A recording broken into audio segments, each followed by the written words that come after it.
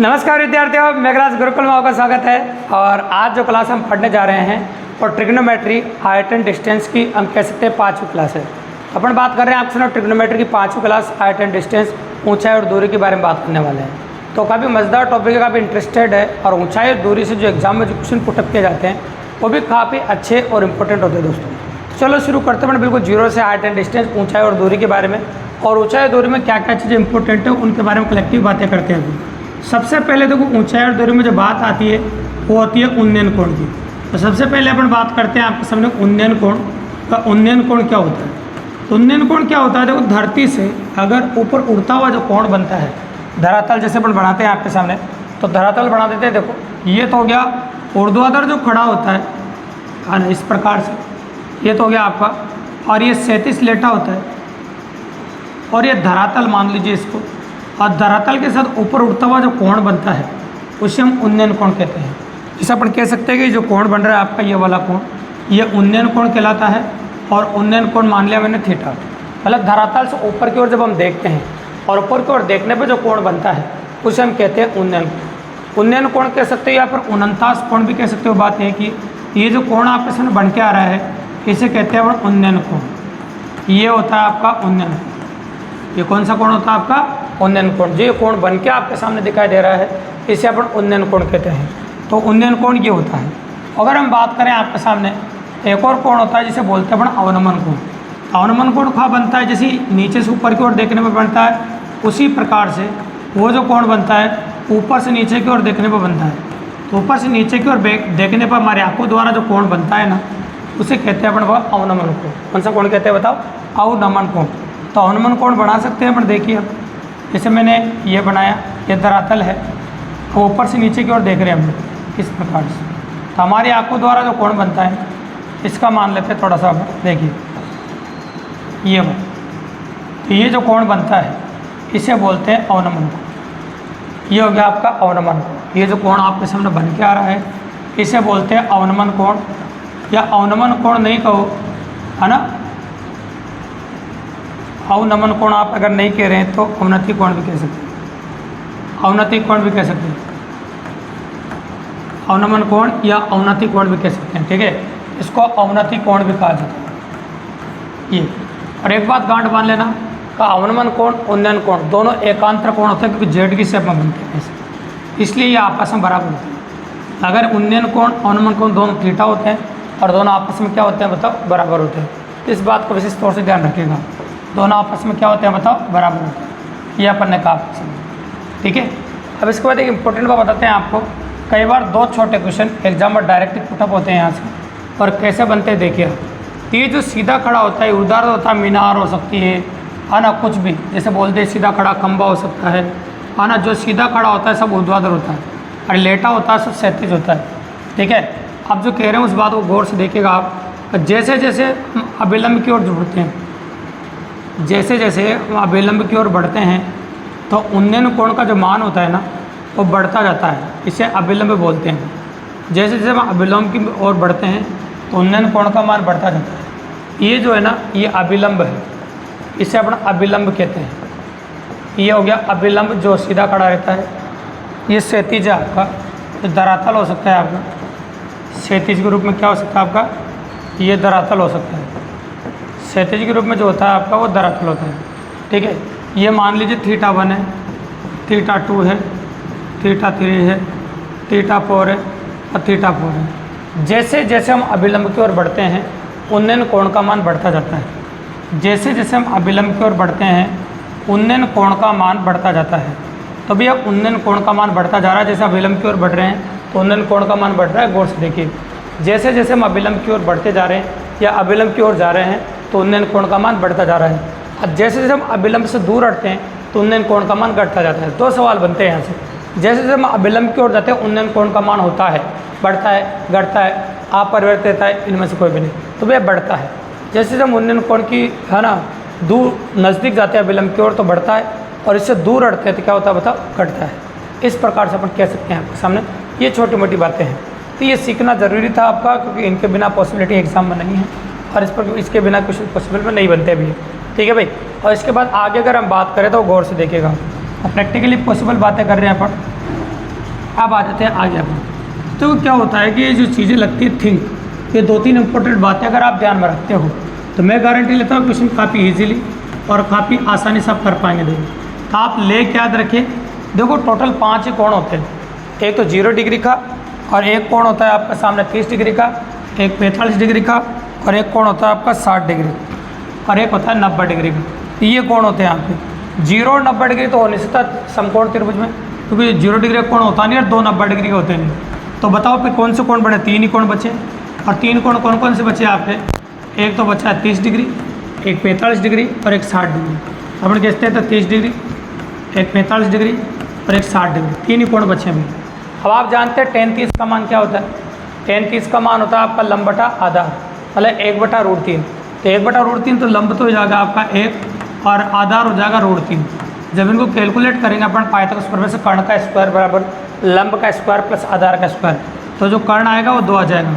ठीक है, इसी प्रकार से अगर 45 डिग्री की बात करें तो tan 45 का मान 1 होता है, ये 1 होगा, ये भी 1 होगा, तो जो कर्ण निकल के आएगा वो √2 आएगा। ठीक है, ऐसे sin 60 मतलब tan 60 का मान होता है ना √3/1 हो जाएगा। ये इस प्रकार से कर सकते हैं अपन, √3/1 हो जाएगा, और इसको जब सोल्व करोगे वही 2 आएगा। ये पॉसिबल ऑफ इवेंट हो गया आपका, और क्वेश्चन करते वक्त ये काम आता है अभी। इसका एक सैंपल देखा भी सकता हूँ, एग्जाम में बहुत सारे क्वेश्चन बनते हैं, लेकिन एक क्वेश्चन बताऊँगा वैसे मैं आपको विदाउट लैंग्वेज। फिर लैंग्वेज वाले बहुत सारे क्वेश्चन करके जो एग्जाम में आ चुके हैं और अपने पास एग्जाम क्वेश्चन है बहुत सारे। ठीक है भाई, तो अपन ने इस प्रकार से किया है, इनको इस्तेमाल करके क्वेश्चन करना हमारे लिए कोई बड़ी बात नहीं, और लैंग्वेज सुनना जो मैं कह रहा हूँ पसंद। और अगर ये तरीका आपने ध्यान रखा तो आपको ट्रिग्नोमेट्री लगाने की जरूरत नहीं है, और कोई भी क्वेश्चन डबल कंडीशन हो चाहे सिंगल कंडीशन हो, मात्र 5 से 10 सेकंड में कर सकते हैं। तो आपके लिए कोई बड़ी बात नहीं, बिल्कुल सिंपली। एक खंभा जमीन पर ऊर्ध्वाधर खड़ा है, ऊर्ध्वाधर मतलब सीधा खड़ा है। देखो इसे, एक खंभा जमीन पर ऊर्ध्वाधर खड़ा है और उसकी परछाई मान लीजिए या 37 कह सकते हो, और यहाँ से सीधी दूरी हो गई इस प्रकार से, ये बोलेगा आपके सामने। तो ये बोलेगा एक खंभा जमीन पर ऊर्ध्वाधर खड़ा है जिसकी लंबाई 50 मीटर है, 50 मीटर लंबा है। उसके शिखर से धरातल के किसी, ये शिखर है उसका, धरातल के किसी बिंदु के साथ बनाएगा कोण 30 डिग्री है ना। तो उसके पाद से उस बिंदु के मध्य की दूरी ज्ञात कीजिए, ये पूछा है। उसके पाद से उस बिंदु के मध्य की दूरी ज्ञात कीजिए, कर ही सकते हैं अभी, क्योंकि आपको लंब दे रखा है 30 डिग्री के लिए, और आप जानते हैं लंब कितना होता है आपका 1, और आधार पूछा है √3। तो निकालना कौन सी बड़ी बात है? तो लंब 1 बराबर होता है, और ये √3 बराबर निकालना आते, √3 बराबर कितना हो जाएगा 50 √3। ये लो आंसर है कि मात्र 5 सेकंड। तो बिल्कुल सिंपली अप्रोच कर सकते हैं, कोई बड़ी बात नहीं है। लेकिन देखो अगर आप लैंग्वेज में देखें क्वेश्चन को तो ज़्यादा मज़ा आएगा। तो चलो लैंग्वेज में दिखाते हैं एग्जाम क्वेश्चन से आपको। तो ये तो विदाउट लैंग्वेज डायरेक्ट मैंने बताया कि ऐसा पॉसिबल है, पर ये मान आपको ध्यान में रखने पड़ेंगे, क्योंकि इन मान के बिना तो आप पॉसिबल नहीं है। tan 30 के लिए याद रखना पड़ेगा, है ना। ये 45 डिग्री है 60 डिग्री के लिए, और 0 डिग्री 90 डिग्री तो पॉसिबल है ही नहीं, क्योंकि ये कोण बनते नहीं हैं। तो 3 कोणों से क्वेश्चन हो जाते हैं आसानी से, और काफ़ी ईजिली कंडक्ट हो जाते हैं। ठीक है भाई, कोई बड़ी बात, आसानी से हो जाएगा, है ना। ईजी ऑफ पेरेंट है, आसानी से होगा। अब आ जाते हैं अपन क्वेश्चन नंबर 1। तो क्वेश्चन नंबर 1 को देखिए क्या हो रहा है क्या नहीं हो रहा है, नोटिस कीजिए। ये देखो, इसको देखेंगे अपन, एक 7 मीटर ऊंचे खंभे की छाया 7√3 मीटर बन रही है, तो सूर्य का उन्नयन कोण बताइए। तो खंभा कितना ऊंचा है बताओ, लैंग्वेज समझ में आना चाहिए क्वेश्चन क्या कहना चाहते हूँ। 7 मीटर ऊंचा खंभा है, देखो, तो खंभे की जो ऊंचाई वो 7 मीटर है। अब इसकी जो तो बोल रहे हैं ना वो छाया, छाया मतलब परछाई, परछाई ऐसी लेटी होती है, तो परछाई दे रखी है आपको 7√3 मीटर, है ना। अब आपसे क्या पूछा है, सूर्य का उन्नयन कोण, उन्नयन कोण जो बनता है सूर्य से वो ये बनता है, ये उन्नयन कोण। अब आपसे पूछा है कि कोण कौन सा होगा, तो आप जानते हैं tan थीटा होता है, और tan थीटा होता है लंब बटा कर्ण, ये हो गया लंब बटा कोण। ये √3 से √3 कट जाएगा, और 1/√3 जो मान होता है ना वो tan 30 का होता है। भी किसका होता है, tan 30 का। ये tan फलन बराबर होते हैं तो कोण भी बराबर होते हैं। अगर फलन दोनों साइड बराबर होते हैं तो कोण भी बराबर हो जाते हैं। तो थीटा का मान जो हो जाएगा आपका वो 30 डिग्री हो जाएगा, तो थीटा का मान जो निकल के आएगा आपका वो 30 डिग्री आ जाएगा, बिल्कुल सिंपल। ये थीटा का मान हो गया, काफ़ी इजीली और आसानी से निकाल पाएंगे। तो थीटा का मान आप इस प्रकार से निकाल सकते हैं। ये सिंगल कंडीशन क्वेश्चन है भाई, इसमें कोई डबल कंडीशन नहीं, ये फ्री क्वेश्चन है, बिल्कुल नॉर्मल और काफ़ी इजी क्वेश्चन है, इसमें कोई बड़ी बात नहीं। अब आ जाओ क्वेश्चन नंबर 2 पे, और क्वेश्चन नंबर 2 क्या कहना चाहता है आपको, इसको गौर से देखिए क्या है। एक मीनार पर 5 मीटर लंबाई का एक लड़का खड़ा है। एक मीनार है, उस पर 5 मीटर लंबाई का एक लड़का खड़ा है। देखो प्रैक्टिकली अप्रोच कर सकते हैं। जैसे मीनार है, मीनार यहाँ से यहाँ तक ले लेता हूँ मैं थोड़ी सी, ये मीनार, इसको मीनार मान लिया मैंने यहाँ से यहाँ तक, ये मीनार है। और इस पर एक 5 मीटर ऊंचाई का एक लड़का खड़ा है। तो ऊपर जो लड़का खड़ा है ना 5 मीटर ऊंचाई का है, मतलब लड़का यहाँ से अब लड़का शुरू हो रहा है, ये 5 मीटर ऊंचा लड़का खड़ा है, ठीक है। अब आगे जैसे लैंग्वेज बोले ना, इसमें सबसे इंपॉर्टेंट बात है फोटो को बनाना। इस प्रकार के प्रश्नों में अगर फोटो आसान बन गया ना, इजीली बन गया ना, क्वेश्चन करना कोई बड़ी बात नहीं। लड़का सहित मीनार का ज़मीन पर, लड़का सहित मीनार पर ज़मीन पर मिट्टी की छाया बन रही है, मतलब दोनों की मिलाकर, मीनार और लड़का, ये लड़का है आपका, लड़का अगर दोनों मिला दूँ मैं तो ज़मीन पर जो छाया बन रही है ना वो कितनी बन रही है, 15√3 मीटर। ये पूरी छाया जो बन रही है इनकी दोनों की मिलाकर वो बन रही है 15√3 मीटर, ये पूरी छाया बन रही है। तो सूर्य का उन्नयन कोण ज्ञात कीजिए, मतलब ये ज्ञात कीजिए, आपको ये ज्ञात करना है, ये सूर्य का उन्नयन कोण ज्ञात कीजिए, ठीक है। अब देखो आपको एक मीनार पर 5 मीटर का एक लड़का खड़ा है, लड़का जैसे ही पर 7√3 छाया बन रही है, तो सूर्य का उन्नयन कोण ज्ञात कीजिए। अब देखो मीनार की लंबाई तो मुझे पता है, मीनार की लंबाई मुझे दी नहीं, मुझे छाया दे रखी है बस। अब उन्नयन कोण चाहिए तो उन्नयन कोण का मान निकालना आता है आपको। आप जानते हैं tan थीटा बराबर हो जाएगा आपका लंब। अब मीनार की लंबाई में x मान लेता हूँ, वो मेरे पास है नहीं तो कहाँ से लाऊँ? ये 5 + x लिख दिया मैंने आपके सामने, और नीचे जो लिखा आपके सामने वो हो गया आपका 15√3, ये लिख दिया। अब यहाँ से अपन मान ले सकते हैं आपके सामने, कोई दिक्कत की बात नहीं। लेकिन बताओ x का मान लाओगे कहाँ से? एक तो आपको थीटा ज्ञात करना है और x से x ज्ञात करना है, निकालना तो कोण है आपको। तो थीटा का मान इनमें से कोई भी कोण नहीं, कोण तो निकालोगे कहाँ से? 2 अज्ञात राशियों को, और 2 अज्ञात राशि वाले समीकरण सोल्व होती नहीं, आप अच्छी तरह जानते हैं। मुझे या तो मीनार की लंबाई देता है, थीटा देता है, दोनों में से एक देता तब निकाल पाते हैं, इसमें से इनमें से कोई भी कोण नहीं, ठीक है। ऐसे क्वेश्चन भी एग्जाम में पुट कर दे जाते हैं बच्चों की फिरकी लेने के लिए या बच्चों का IQ लेवल टेस्ट करने के लिए, ऐसा होता है कि और IQ लेवल टेस्ट करना पड़ता है भी, वो पॉसिबल अब इवेंट है आजकल एग्जाम के अंदर। 15 मीटर लंबे खंबा है, 15 मीटर लंबा। तो ये क्वेश्चन भी थोड़ी देर पहले किया अपन, सेम टू सेम क्वेश्चन है। 15 है ना, tan थीटा का मान है, कोई बड़ी बात नहीं है। ये खंबा है और ये छाया 15√3 आना, तो ये कट रहा था, मैंने बोला था tan 30 है, तो थीटा जो आ रहा है वो 30 डिग्री का आ रहा है। अभी पहले नंबर पर यह सवाल किया था, ठीक है। तो हल्का सा चेंज है संख्या में, कोई परिवर्तन नहीं, बिल्कुल सिंपल सी बात। अब आ जाओ क्वेश्चन नंबर 4 पे। क्वेश्चन नंबर 4 को नोटिस कीजिए क्या कह रहा है। क्वेश्चन नंबर 4 कह रहा है जब सूर्य क्षैतिज से 60 डिग्री ऊपर हो और 60 मीटर ऊंचे भवन द्वारा डाले गए परछाई ज्ञात कीजिए।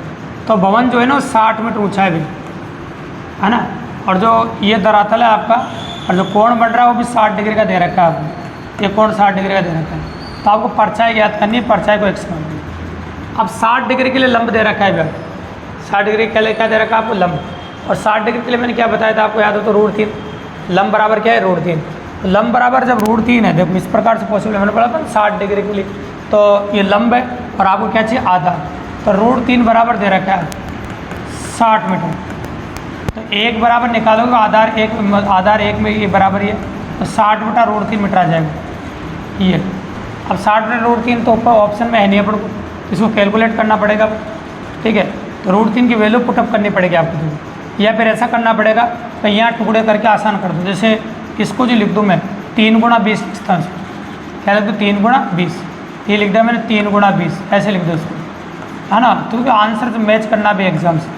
अरे जो 3 है इसको 3 को √3 × √3 लिख सकते हैं, ऐसा कई बार ऐसा दिमाग लगाता है पेपर वाला, और बटा √3, ये √3 से √3 कट जाएगा, आंसर आ जाएगा आपका 20√3 मीटर। जल्दबाजी ना करें, क्वेश्चन अच्छा है और उसकी कैलकुलेशन इवेंट अच्छी हो सकती है, गलत नहीं। आपका आंसर आया 20√3 मीटर, ऐसा होता है कई बार। तो कई बार आपको √3 के फॉर्म में भी तोड़ना पड़ेगा आंसर मैच करने के लिए, ऐसा होता है। ये हो गया क्वेश्चन नंबर 4 आपका, बिल्कुल सिंपली और काफ़ी ईजी। अब आ जाओ आप क्वेश्चन नंबर 5 पर। तो क्वेश्चन नंबर 5 क्या कह रहा है? वो 49 कोण ज्ञात करना है। 49 कोण बोलो या उन्नयन कोण बोलो, बात एक ही है, ये बोलने का तरीका अलग अलग मैंने आपसे कहा है। एक आदमी की परछाई उसकी ऊंचाई की √3/3 गुना है। तो देखो एक आदमी की परछाई उसकी ऊंचाई की, ऊंचाई तो मैं h मान लेता हूँ, और परछाई जी इतनी गुनी है √3/3 गुना। अब चाहो तो इसको ऐसे भी लिख सकते हो आप, देखो अगर मान रखना चाहो तो इसको √3 से कट जाएगा, देखो क्योंकि अपन √3 बटा √3 गुणा √3 कह सकते हैं इसको। √3 से √3 कट जाएगा, 1 बटा √3 नहीं, तो आप चाहो तो 1 बटा √3 भी लिख सकते हो डायरेक्टली, बाद में देख सकते हैं, डायरेक्टली काटना नहीं पड़ेगा बाद में। 1 बटा √3 गुना ही डायरेक्ट कह सकते हैं, 1 बटा √3 गुना है ये। तो 49 कोण का मान ज्ञात कीजिए। 49 कोण होता है आपका tan 30 या tan थीटा। तो tan थीटा बराबर लंब बटा आधा, ये लो एच से एच कट गया, √3 पलटा मार के ऊपर चला जाएगा। तो tan थीटा बराबर √3 और √3 का मान होता है tan 60, मतलब थीटा बराबर आ जाएगा 60 डिग्री। थीटा बराबर कितना आ जाएगा आपका 60 डिग्री, मतलब थीटा का मान हो जाएगा। इसका आंसर तो आएगा भी, बिल्कुल सिंपली बात है, कोई दो अज्ञात राशि है नहीं, एक अज्ञात राशि है, तो आंसर हो जाएगा आपका 60 डिग्री। अगर देखो आप नोटबुक लेके बैठे तो साथ साथ लिख भी सकते हैं, या वीडियो को पॉज करके लिख सकते हैं, या फिर आप इस प्रकार से भी लिखते हैं जैसे आपको सुविधा लगे, स्क्रीनशॉट वगैरह जो भी लेना चाहिए ले सकते हैं, कोई बड़ी बात नहीं। अब आ जाओ क्वेश्चन नंबर 6 पे, और इसको नोटिस करो लैंग्वेज में क्या कह रहा है। लैंग्वेज सबसे इंपॉर्टेंट बात है, और लैंग्वेज को पढ़ के अगर आप फोटो बना लेते हैं तो आपके लिए कोई बड़ी बात नहीं होगी। 6 मीटर लंबा एक सीढ़ी दीवार के सहारे ज़मीन से 45 डिग्री कोण टिका रखी। 6 मीटर लंबा सीढ़ी, ये 6 मीटर लंबा सीढ़ी है, दीवार के सहारे ज़मीन से 45 डिग्री कोण पर, ये देखो अब 45 डिग्री का कोण है, और ये 6 मीटर लंबी सीढ़ी है। सीढ़ी भी है 6 मीटर लंबी, और सीढ़ी हमेशा कर्णवत होती है, तो सीढ़ी हो जाएगी आपकी कर्णवत, ये 6 मीटर लंबी सीढ़ी, ठीक है। सीढ़ी हमेशा कर्णवत होती है, याद रखिएगा। 6 मीटर लंबा एक सीढ़ी दीवार के सहारे ज़मीन से 45 डिग्री का कोण बना रही है, और सीढ़ी की दीवार किस ऊंचाई पर पहुंचेगा, है ना। ये बोला सीढ़ी दीवार की किस ऊंचाई पर पहुंचेगा, बोले ये ऊंचाई पूछे, निकाल सकते हैं। तो 45 डिग्री के लिए कर्ण दे रखा है, फिर क्या पूछा आपसे, है ना, क्या पूछा आपसे, ये पूछा आपसे लंब। तो आप जानते हैं कर्ण कितना होता है √2, और √2 बराबर दे रखा है 45 डिग्री 6, तो 1 बराबर कितना हो जाएगा 6 बटा √2, ये आंसर है आपका, क्योंकि ये 1 बराबर ही पूछा आपसे। तो आपको मैं शुरुआत में बताता हूँ, वीडियो में ऐसा होता है, इसको तोड़ना पड़ेगा आपको, 3 गुणा 2 लिखना पड़ेगा इसको, है ना, और √2, अब √2 को लिखना पड़ेगा आपको, √2 गुणा √2 ऐसे, अब बटा √2, ये कटेगा, तो आंसर आएगा 3 √2। तो हाइट एंड डिस्टेंस में ऐसे तोड़ना पड़ेगा कई बार आंसर मैच करने के लिए, ठीक है। तो 3 √2 मीटर, नहीं तो कई बार बच्चे यहाँ निकाल लेते और यहाँ आके दिमाग ख़राब हो जाता है, 6 बटा √2 तो कहीं नहीं है, माना इस प्रकार का 6 √2 या √6 तो है। ऐसी गलती ना करें, क्या इसको आगे तोड़ोगे तो आंसर मैच करेगा, तो कई बार ऐसा करना पड़ता है आंसर को मैच करने के लिए। तो बिल्कुल सिंपल है, काफ़ी ईजीली, तो काफ़ी आसानी से अपन कंडक्ट कर सकते हैं। अब आ जाओ नेक्स्ट क्वेश्चन पर, जिसको अपन गौर से देखेंगे। देखिए तो क्वेश्चन है आपका, एक व्यक्ति ऊर्ध्व निरीक्षण टावर से देखता है कि ये एक कार समान गति से टावर की तरफ आ रही है। ऊर्ध्व निरीक्षण टावर किसे बोलते हैं, टावर था ऊर्ध्व निरीक्षण, जहाँ पर खड़े होकर इंसान ऊपर से नीचे देख सकता है, तो ऊर्ध्व निरीक्षण टावर है। देखो ये टावर है, और ये टावर का शिखर है। अब यहाँ पर आदमी खड़ा है, तो आदमी यही हो सकता है यहाँ से देखेगा, और कहाँ से देखेगा, यहाँ से इधर की तरफ देखेगा, ऊर्ध्व निरीक्षण टावर बोलते हैं। एक ऊर्ध्व निरीक्षण टावर से देखता है कि एक कार समान गति से टावर की तरफ आ रही है। तो देखो कार यहाँ पर है, मान लो, है ना, कार यहाँ पर है, और यहाँ से समान गति से टावर की तरफ आ रही है, तो आना इधर, ये देखो ऐसे कार है, ठीक है। तो जैसे वो बोलता जाए वैसे अगर बढ़ाते रहो, मेरे हिसाब से क्वेश्चन कभी गलत नहीं होता, देखो, और काफ़ी आसान होता है, तो बिल्कुल इजी क्वेश्चन है। देखो यदि वह 30 डिग्री से 60 डिग्री डिप्रेशन कोण को बदलती है, देखो कितना डिग्री, 30 डिग्री से, अब इधर दे दो, यदि वह 30 डिग्री से 60 डिग्री डिप्रेशन कोण को बदलने में 36 मिनट लेती है, तो कितनी जल्दी की कार निरीक्षण टावर पर पहुंच जाएगी। तो देखो, तो यहाँ पर बोल रहे हैं कि 30 डिग्री से 60 डिग्री बदलने में कितना टाइम लग रहा है। तो ये 30 डिग्री कोण था, ये 60 डिग्री कोण, यह मान लीजिए 30 डिग्री है और ये 60 डिग्री कोण, इन दोनों को बदलने में इसको जो टाइम लग रहा है वो 36 मिनट लग रहा है। मतलब यहाँ से यहाँ पहुँचने में जो टाइम लग रहा है वो कितना टाइम लग रहा है आपको, 36 मिनट लग रहा है, 36 मिनट लग रहा है। और यहाँ से यहाँ जाने में 36 मिनट लग रहा है, तो कितनी जल्दी वे कार के निरीक्षण टावर पर पहुँच जाएगी, मतलब कितनी जल्दी, मतलब कितने समय में निरीक्षण टावर पर पहुँच जाएगी, मतलब यहाँ पहुँचना है, ठीक है भाई। अब मेन मुद्दा तो ये आता है, देखो अपन को डिस्टेंस नहीं दे रखी है ना, जरूरी डिस्टेंस है देखो, और आप जानते हैं कि देखो चाल है, समय दे रखा है आपको, और आप जानते हैं कि जो जिस चाल से यहाँ पर जा रही है उस चाल से यहाँ पहुँचे। अब आपसे पूछा टावर पहुँच जाएगी, मतलब समय समय पूछा आपसे। अब अपन चाहें तो देखो दो समीकरण बना सकते हैं अलग अलग, एक तो 60 डिग्री के लिए और एक इसके लिए बना सकते हैं अपन इसके लिए। तो जो अपने पास डिस्टेंस है, एक तो अपने पास ये ऊंचाई होनी चाहिए थी, तो ऊंचाई अपने पास नहीं है ना, तो ऊंचाई पे अपने पास नहीं है, बस अपने पास एक ही समय है और दो कोण है। अगर बनाना चाहे जैसे ये ऊंचाई है, ये ऊंचाई अपने h मान लेते अपनी मर्जी से, और ये यहाँ पर अगर मान लेते हैं अपन, तो यहाँ से आते जो डिस्टेंस है वो ABC मान लेते हैं, तो कुछ ले लेंगे अपन A B और C और D, ठीक है। तो डिस्टेंस है जो अपन ले लें, क्रिएटिव डिस्टेंस ले सकते हैं। तो अगर आप 10 30 के लिए निकालोगे, इसके लिए निकालोगे 10 30 के लिए, तो 10 30 के लिए आप कर सकते हैं, है ना। तो मान है आपका कोण दे रखा 10 30 के लिए, तो 30 डिग्री के लिए क्या होता है बताइए आपको। अगर 30 डिग्री के लिए इसके लिए लगाऊँ मैं, लगा सकते हैं, तो है ना। 10 30 के लिए क्या बताया मैंने, 1/√3। लंब कितना है आपका ये, है ना। अगर लंब निकालना है आपको तो, लेकिन देखो संख्यात्मक जो संख्या है वो नहीं है मेरे पास, है ना।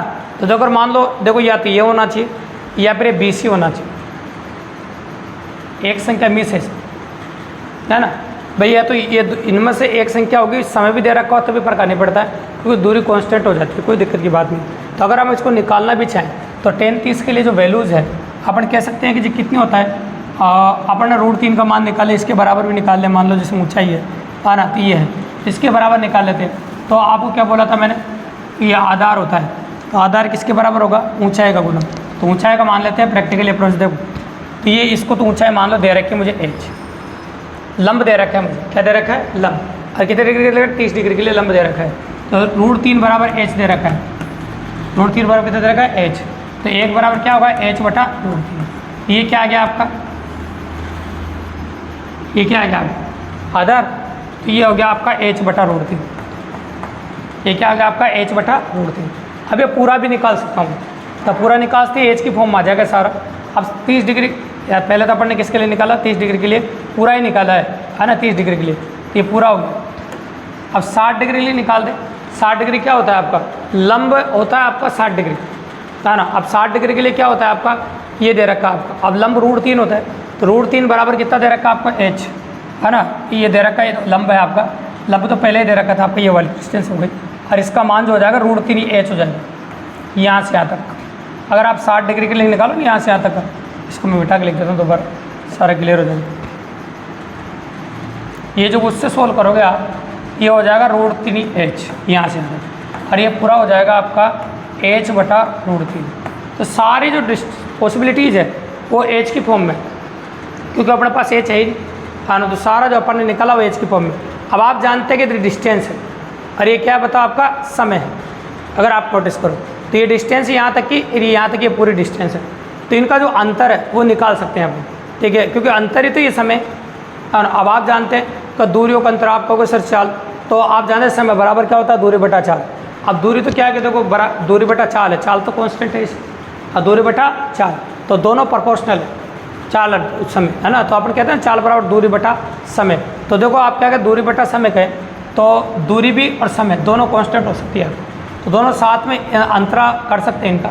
तो इनका जो अंतर करेंगे तो डिस्टेंस आ जाएगी दोनों के बीच में, है ना, तो वो निकाल सकते हैं अपन। देखो तो मैं कह सकता हूँ आपके सामने, इनका जो अंतर है आपका √3h - h/√3, ये कह सकते हैं अपन h के बराबर, क्योंकि आप अगर इनका चाहो तो 36 मिनट ले लिया अपन, और दूरी के हिसाब से लिखना चाहो तो दूरी लिख दो, क्योंकि चाल के हिसाब से लिखोगे, दूरी को मान लो अपनी मर्जी से कुछ भी, ये दूरी दे रखी है तो चाल तो मान लो जैसे x चाल मान लो, तो समय बराबर क्या होता है, ये तो यहाँ से यहाँ तक का समय है मेरे पास, है ना। तो समय बराबर क्या होता है, दूरी बटा चाल।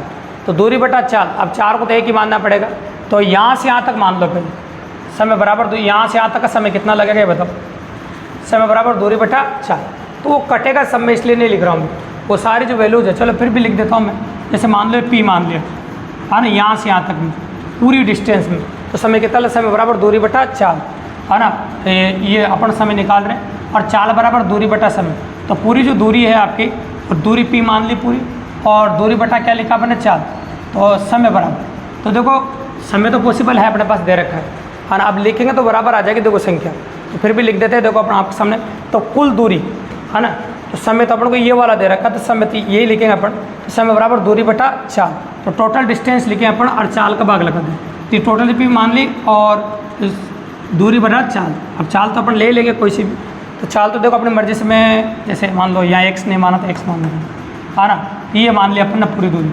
अब ये तो पूरी दूरी हो गई। अब यहाँ से यहाँ तक का चाहिए, यहाँ से यहाँ तक की जो दूरी है आपकी वो √3h मान लो, है ना। अब यहाँ पे जो चाल है आपकी वो तो x ही है, अगर आप देखेंगे नोटिस करेंगे। और यहाँ पे अगर देखेंगे आपको तो वो कितनी हो जाएगी आपकी, यहाँ से यहाँ तक डिस्टेंस है वो कितनी हो जाएगी आपकी, ये वाली h बटा √3 और चाल यहाँ पर वही, ठीक है। बस वही होगी का अंतर आप यहाँ पर कर सकते हैं। तो जब अंतर करोगे तो ये आएगा, कुल मिला के यहाँ से h की वैल्यू निकाल सकते हैं। अच्छा वो तो बराबर ही है।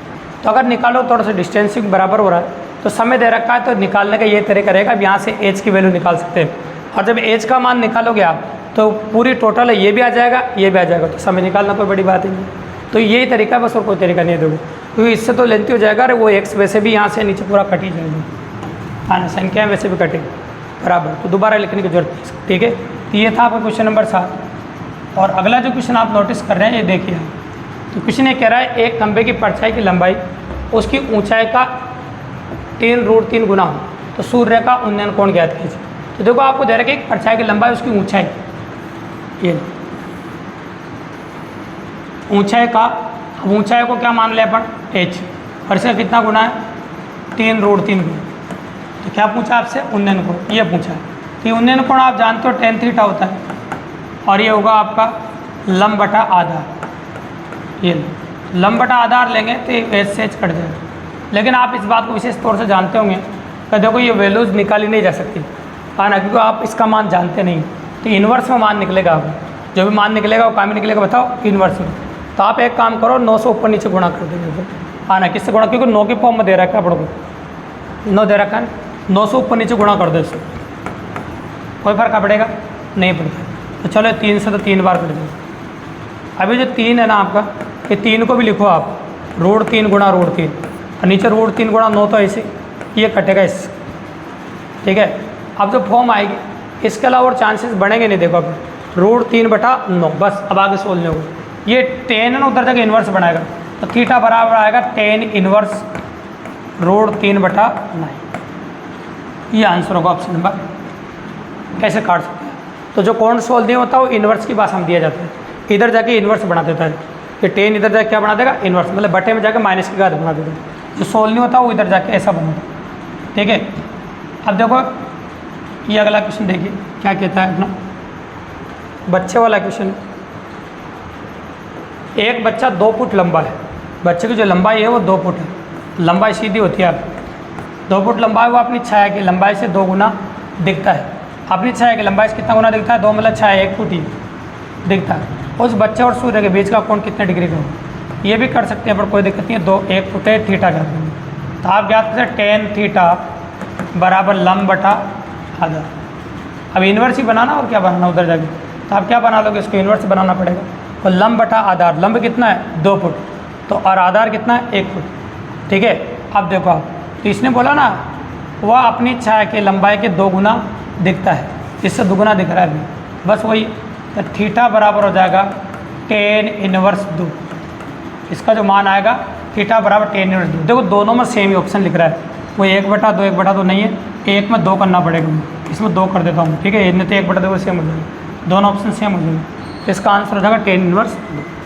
तो इस प्रकार से इस प्रकार के क्वेश्चन अपन कर सकते हैं, कोई बड़ी बात नहीं, चाहे सिंगल कंडीशन और डबल कंडीशन। लेकिन वीडियो की शुरुआत में जो बातें मैंने बताई आपको तीनों कोणों के लिए, है ना, 30 डिग्री 45 डिग्री 60 डिग्री, तो नॉलेज आपको पहुंचना चाहिए। अगर वो नॉलेज आपको है तो इस प्रकार के क्वेश्चन आप कर सकते हैं। अगर वीडियो पसंद आया, अच्छा लगा, चैनल को सब्सक्राइब करें, लाइक करें, शेयर करें, और अपने और दोस्तों को बताओ ताकि इसी प्रकार बेहतरीन क्लास हम रोजाना आपके लिए लेके आते रहे दोस्तों। धन्यवाद।